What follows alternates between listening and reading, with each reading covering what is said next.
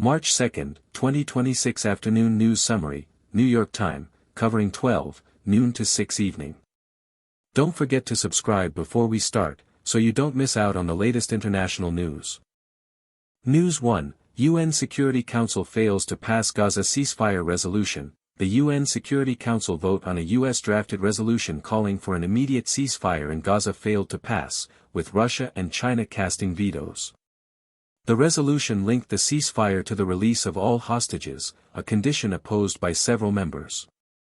The deadlock underscores deep international divisions as humanitarian conditions deteriorate.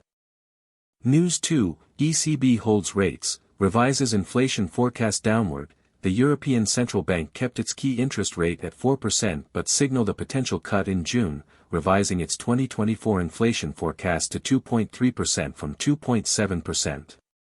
President Lagarde cited encouraging signs on underlying inflation but emphasized the need for more confidence. The euro fell 0.8% against the dollar to 1.0780 following the dovish tilt. News 3, U.S. core PCE inflation matches expectations at 2.8%. The U.S. Personal Consumption Expenditures, PCE, price index, the Fed's preferred inflation gauge, showed core inflation rose 2.8% year-over-year in January, matching forecasts. Month-over-month, core PCE increased 0.4%. The data, seen as reinforcing the Fed's patient stance, led to a slight uptick in Treasury yields, with the 10-year note rising to 4.28%.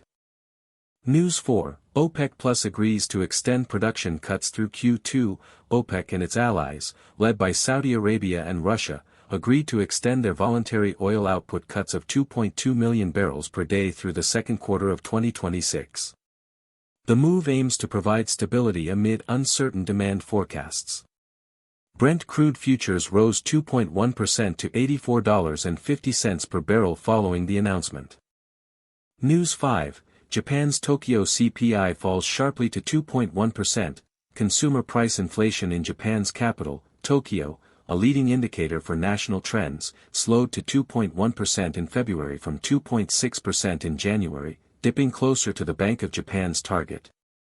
The sharp deceleration, driven by lower food and energy prices, complicates the BOJ's path toward further policy normalization, weakening the yen to 151.90 against the dollar.